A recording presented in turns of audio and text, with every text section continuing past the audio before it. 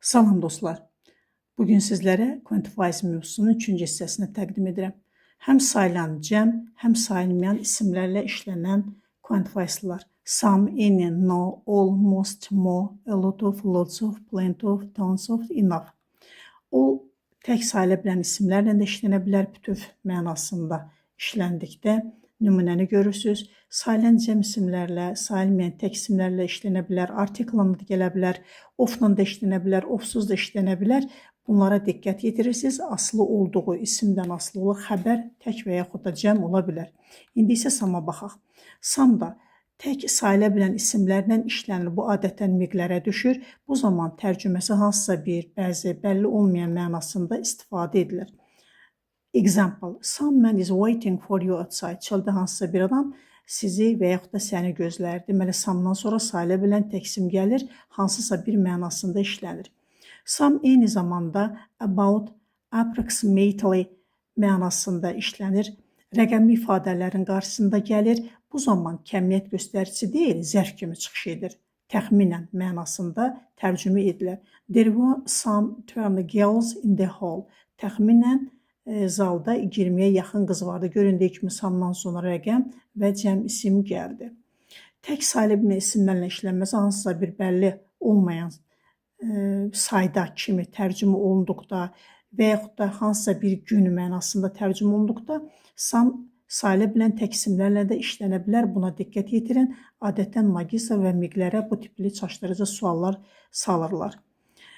Some adətən təsdiq cümləsində işlənir, bəzən isə suallarda da işlənə bilər. Normalda sual cümləsində eyni və onun törəmələri işlənir, amma təklif və xahiş bildirən cümlələrdə some işlənə bilir. Bu adətən would, couldlu cümlələrdə, canlə başlayan cümlələrdə olur. Videonu saxlayıb nümunələrə rahat şəkildə baxa bilərsiniz. Xüsusi yapılı oflu ifadələr var. Bunlar adətən fraction, percentagelərdir, kəsir sayıları və faizlərdir. Bunlar xəbər ofdan sonra gələn isimə əsasən təyin edilir. Buna diqqət yetirirsiniz. Ofdan sonra gələn, ofdan əvvəl deyil, ofdan sonra gələn ismə uyğun seçilir. Nümunələri görürsünüz. Two-thirds of the building, ofdan sonra building təkdə olduğuna görə was verir. Əgər building cəmdə olsaydı, təbii ki, xəbər də ona uyğun cəmdə olacaqdı. Hissə bildirən. Most of, the half, some of, part of, the rest of, majority of ifadələridir. Bu ifadələrdə də qayda kəsirlərdə olduğu kimi eynidir. Xəbər ofdan sonraki isimdən asılıdır. Bunu diqqətinizə çatdırın. Burada bir istisna var.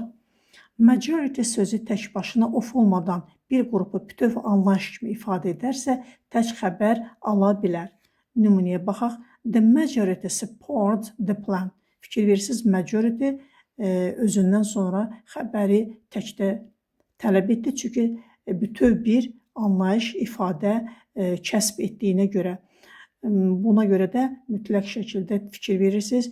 Baxmayaraq ki, cəm isim var, xəbər də mütləq şəkildə burada cəm olmalıdır və işlənmə yerini fərqləndirməyə bacarın. Majority ofla, majority'nin ofsuz işlənmə yerlərini.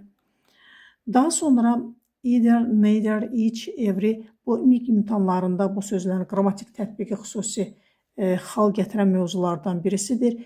Gəlin baxaq. Of olmadan işləndikdə. Bildiyimiz kimi each'dir, neither'dir, either'dir. Bunlar ofla işlənə bilir. Every isə ofla işlənmir. Yalnız one'la everyone of ola bilər. Xəbərdə təkdə olur. Neither of'un işlənmə yerinə baxırıq. Dedi ki, every ofla olmaz, amma everyone of olar. Buna diqqət yetirirsiniz. Və bir də ən maraqlı suallardan birisidir. Magistrlara da bu düşmüşdü. More than one ifadəsi. Bu özündən sonra tək isim, tək xəbər tələb edir. Diqqətli olun burada. More than one student was absent. Few little yoxsa a few a little. Bildiyimiz kimi few little onlar mənaca kəskin şəkildə azlıq bildirir. Demək olar ki, yoxdur, çatışmazlıq bildirir. İnkar sözlərlə işlənməz, çünki onlar özləri inkar məna daşıdıqları üçün. A few a little isə onlar artiklla işlənənlər bir qədər mənasındadır, yəni nisbətən kifayət qədərdir. Ona fikir verirsiniz, müsbət mənalıdır. Ondan sonra ya a few yaxud da a little, bəzən də some işlənə bilər. Buna da fikir verirsiniz. Only a few elə few deməkdir. Only little elə little deməkdir. Quite a few many kifayət qədər çox. Very few, very little ifadələri də vardır. İndi isə no və none of-a baxaq.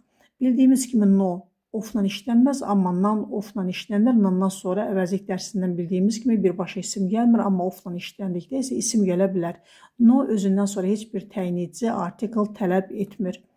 None of-dan sonra isə təyin edici hər hansı bir article, əvəzlik gələ bilər. None of the students bu zaman xəbər cəm də ola bilər, tək də ola bilər və buna da diqqət yetirin. Most of yoxsa almost. Most özündən sonra ümumi mənada hər hansı bir isim tələb edir. Most people like music deyirik. Bu zaman əksər insanlar mənasında gedir.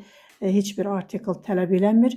Bunu sifətin üstünlük dərəcəsindən qatışdırmayın. Mostdan sonra sifət gələrsə, o zaman isim gələrsə, o zaman sifət funksiyasında iştirak edir. Most of-dan sonra təyin edici isim gəlir. Bu konkret hallarda olur. Buna fikir verirsiniz. Almost zərfdir. İsimdən qabaq tək başına gəlməz. Buna fikir verirsiniz. Özündən sonra tək başına isim gəlməz. Yəni almost people deyə bilmərik. Düzgün ifadə almost all people ifadəsi olmalıdır və yaxud da almost every person ola bilər. Daha sonra ənazə, azə, others və the other, the others-in işlənmə yerinə baxaq. Ənazə bildiyimiz kimi ən artiklından yarandığına görə özündən sonra sayıla bilən tək isim tələb edir. Ənazə book. Əgər ənazə sözündən sonra rəqəm və yaxud da zaman gələrsə, bu zaman cəm isim işlənə bilər. We need another 2 hours. Fikir verirsiniz, ənazədən sonra cəm isim gəlir. Nədən? Çünki rəqəm var. Buna fikir verirsiniz. Azədən sonra cəm isim və ya sayılmayan tək isim də gələ bilər. Others sonu s-lə bitənlər isimsiz işlənir. The others də isimsiz işlənir, çünki ismi cəm ismi əvəz edirlər. The otherdən sonra tək və yaxud da cəm müəyyən olan ismə görə təyin edilir. The other ikisindən biri kimi tərcümə olunduqda isə isimsiz işlənir. Yeri gəlmişkən bunu da izah edeyim deyim, qeyd edirəm. Çünki əvəzlikdə geniş şəkildə bunu sizlərə çatdırmışıq. Bu qədər əziz dostlar, nə kimi suallarınız olsa şəxsiyə də yaza bilərsiniz. Rəylərdə də fikrinizi bildirə bilərsiniz. Videonu bəyənməyi və paylaşmağı unutmayın ki, digər insanlar da faydalana bilsinlər. Diqqətinizə görə minnətdaram. Sağ olun.